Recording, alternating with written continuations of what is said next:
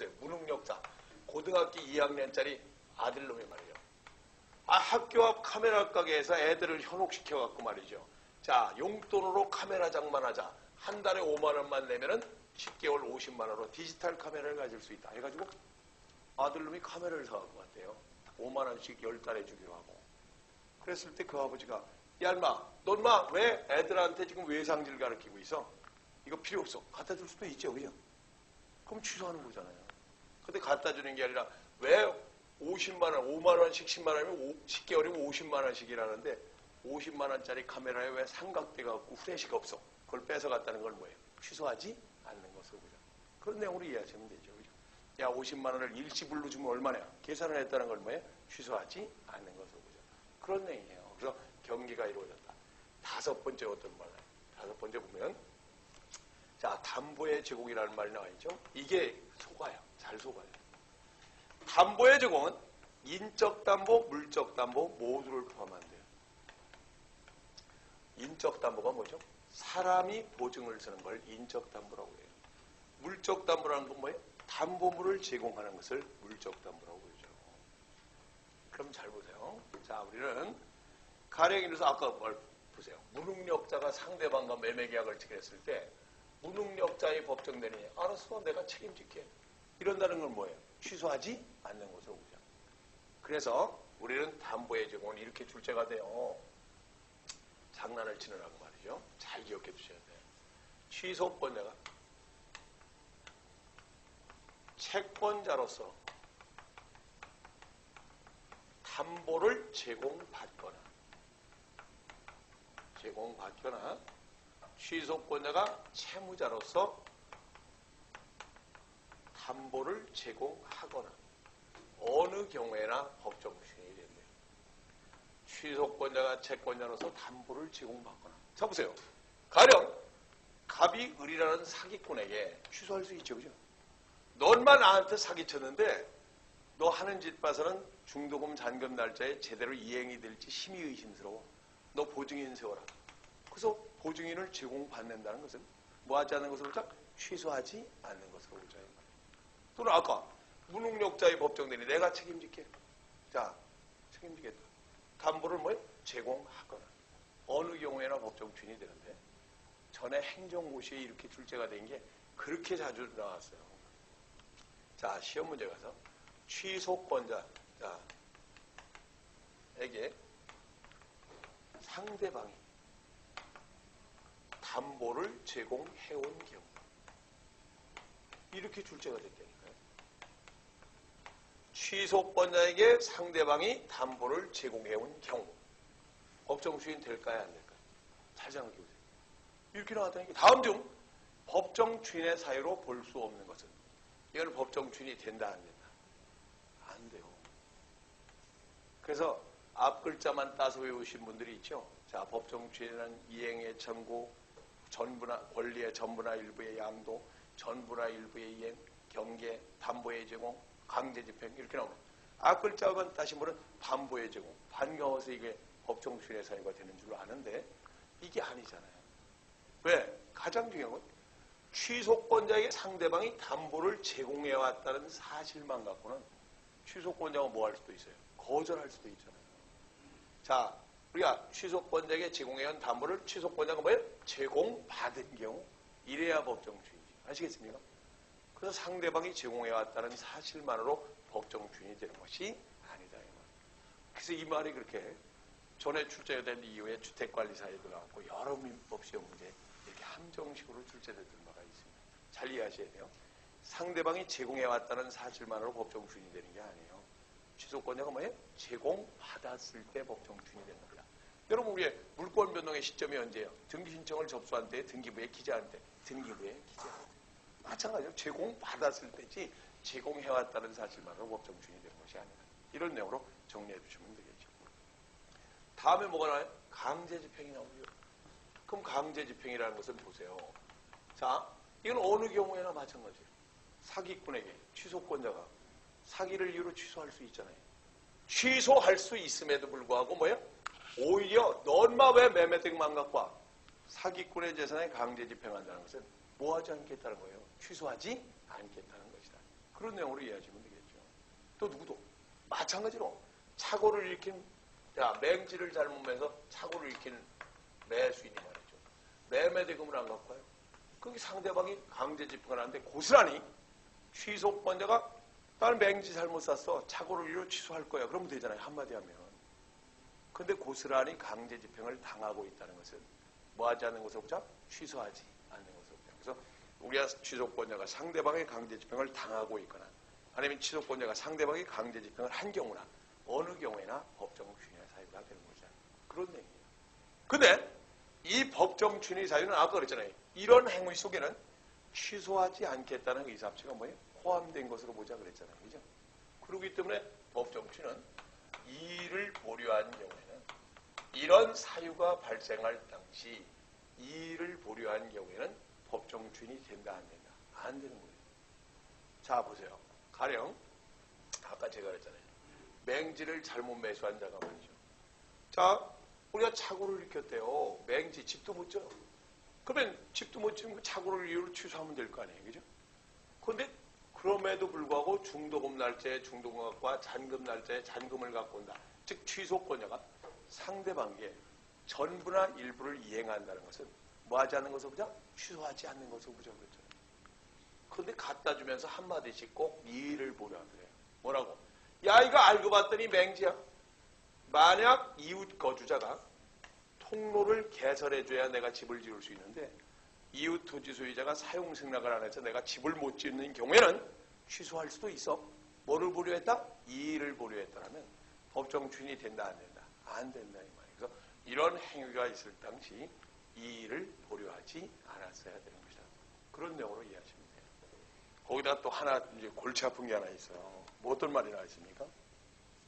우리가 법정 추인과 관련해서 이런 말이 나와 있죠. 자 보세요.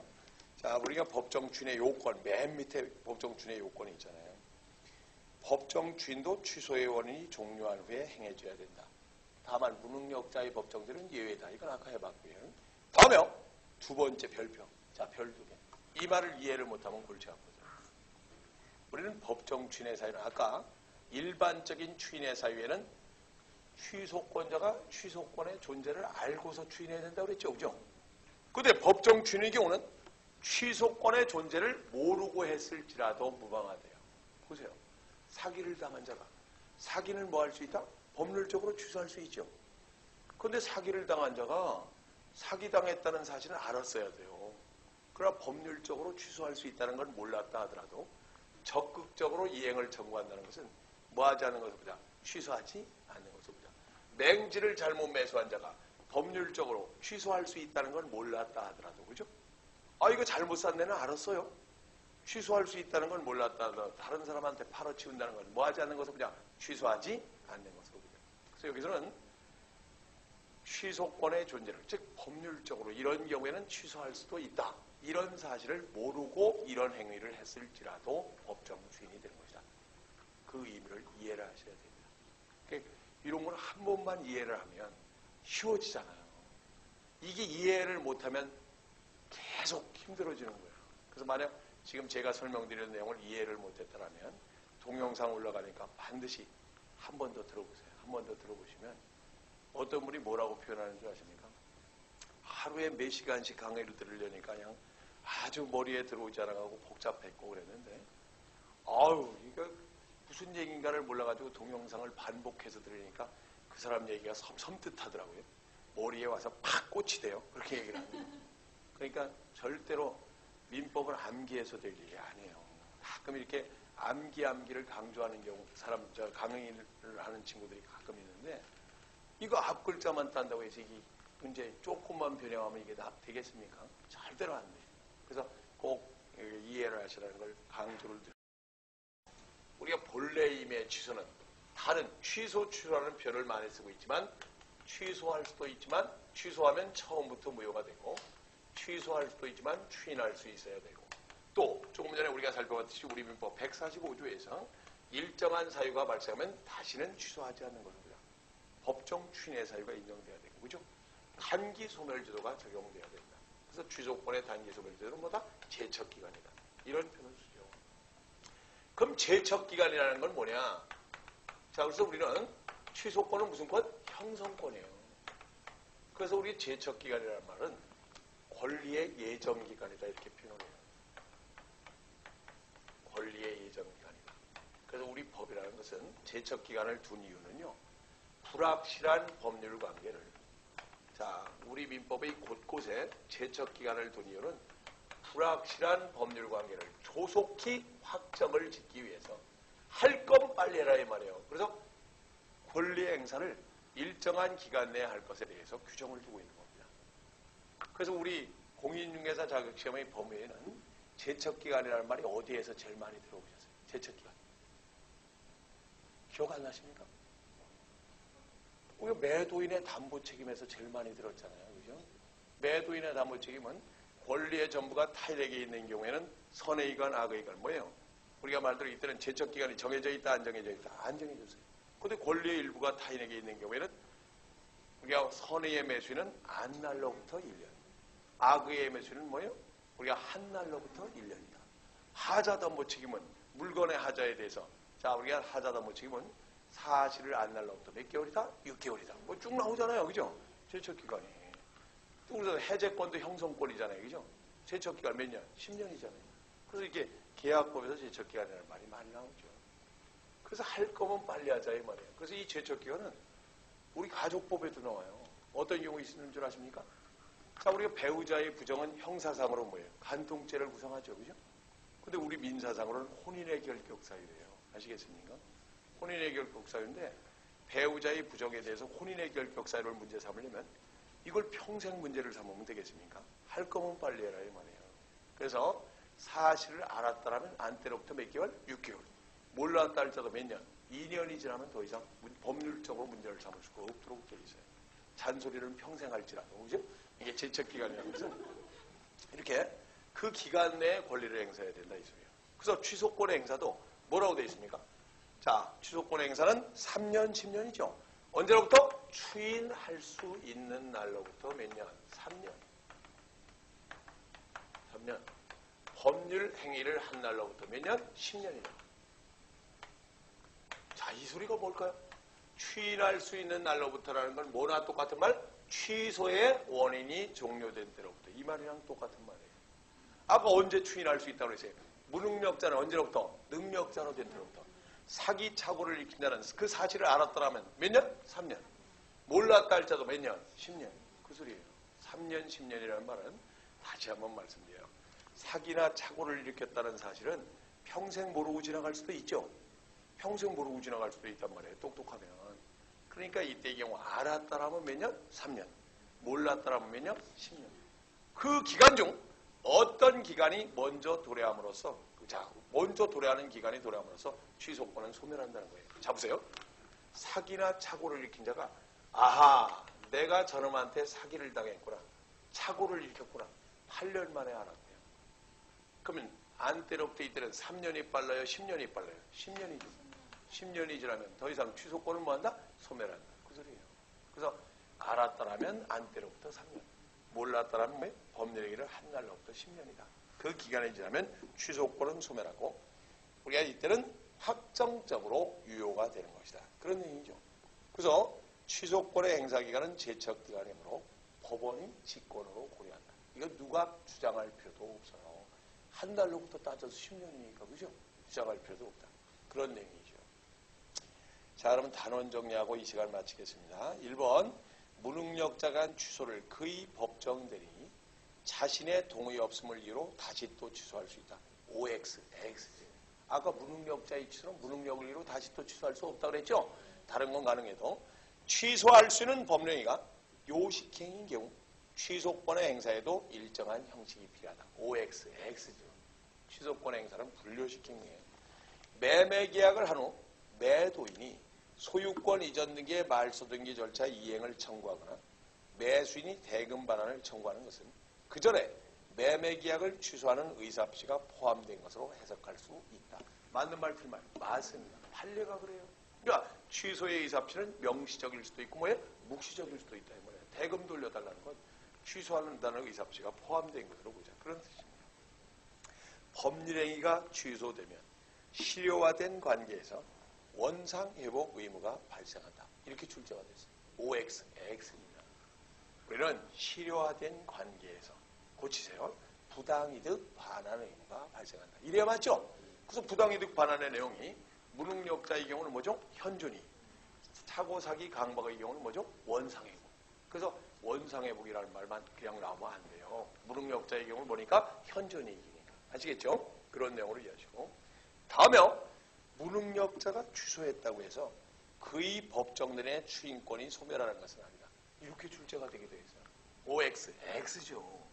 아니 무능력자도 단독으로 취소할 수 있다고 그랬잖아요. 취소하고 나면 뭐 할 수 없고 추인할 수 없고 추인하고 나면 뭐 할 수 없다? 취소할 수 없다. 이런 개념들을 잘 이해하셔야 되죠. 다음에 당사자 쌍방에게 취소권이 있는 경우에는 일방만의 취소로도 무효가 되나 확정적으로 유효가 되기 위해서는 쌍방의 주인이 필요하다. 무슨 내용이 감이 오십니까? 잘 이해하셔야 돼요. 맞는 말입니다. 요거는 시험 문제 가서 어떻게도 출제가 되는 줄 아십니까? 자 보세요. 쌍방 모두에게 취소권이 있다. 무슨 소리냐면 가령 무능력자와 무능력자가 매매계약을 체결했다면 쌍방 모두에게 취소권이 있죠. 그러면 이때 취소권은요. 보세요. 무능력자 쌍방 모두에게 취소권이 있어요.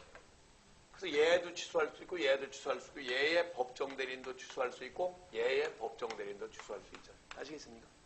그래서 시험 문제에 출제되면서 A, B, C, D 그러면 시험 문제 가서 이렇게 출제가 될 때 취소는 A가 하든 B가 하든 C가 하든 D가 하든 누가 하든 그렇죠? 확정적으로 무효가 되죠. 취소는. 그런데 추인은 우리가 말대로 무능력자 자신은 추인할 수 있어요? 없어요? 없죠. 자, 누가? 법정들이 추인해야 되잖아요. 근데 쌍방에게 취소권이 있는 경우는 어느 일방만의 추인으로는 된다, 안 돼. 확정적으로 유효가 된다, 안 된다. 안 된다. 쌍방 모두에 뭐가 필요하다? 추인이 필요하다. 취소는 누가 하든 상관이 없어요. 근데 추인은 쌍방 모두의 추인이 필요하다는 얘기죠. 이 말을 잘 이해하셔야 돼요. 예를 들어서 보세요. 지금 고등학교 1학년짜리 아들놈이 말이죠. 지가 사달라고 쫄르던 노트북을 갖다가 자기 친구한테 팔아먹었대요. 야, 인마 너 얼마에 팔아먹었어? 그랬더니 100만 원에 팔아먹었대. 야, 인마 요즘은 노트북 값이 떨어져가지고 인마 그때 당시 너 100만 원 주고 샀지만 요즘은 70만 원만 줘도 새 걸 사는데 어떻게 그걸 100만 원을 받았어? 잘했어? 이런다고 해서 이게 유효가 되겠습니까? 확정적으로 유효가 되기 위해서는 뭐예요? 이쪽도 추인을 해야죠. 아시겠죠? 어떤 개념인가를 이해를 하시라 이 말이에요. 그래서 이런 내용도 출제가 됐던 얘기가 있고요. 다음에 취소권자가 전부나 일부의 이행의 청구, 담보의 제공 등을 한 경우에는 밑줄 취소의 원인이 종료되기 전에 한 것이라도 추인하는 것으로 보아야 한다. OX, X죠. 취소의 원인이 종료된 후에 해야죠. 다만 누구만은 가능해요? 무능력자의 법정 대리만큼은 가능하죠. 자, 다음에 취소권자의 상대방이 채무자로서 담보를 제공해온 경우에도 법정 주인이 된다. OX, X. 제공해왔다는 사실만으로는 법정 주인이다 아니다? 아니죠. 누가? 취소권자가 받아야죠. 그죠? 어느 시점? 받은 시점. 제공해온 경우만 갖고는 안 돼요. 다음에 무능력자의 법령에 대한 법정들의 취소권은 무능력자가 법령일을 한 날로부터 3년이 경과하면 소멸한다. 자, 잘 생각해 보세요. 무능력자의 법령에 대한 자 밑줄 법정들의 취소권 그랬으니까 법정들의 취소권은 무능력자가 법령에 했다는 사실을 알았다라면 몇 년? 3년. 몰랐다라면 몇 년? 10년. 그러니까 사실을 법정들이 사실을 알았다는 말이 나왔어요? 안 나왔어요? 안 나왔죠. 그러니까 한 날로부터 몇 년? 10년이죠. 그래서 이런 식으로 응용이 돼서 출제가 된다는 걸 잘 이해하셔야 돼요. 다시 한번 말씀드리면 무능력자의 법령에 대한 법정들의 취소권은 그 사실을 알았다라면 몇 년? 3년. 알았다는 말이 안 나왔으니까 몇 날? 한 날로부터 몇 년? 10년이다. 이런 내용으로 이해를 하시면 되겠죠. 그래서 오늘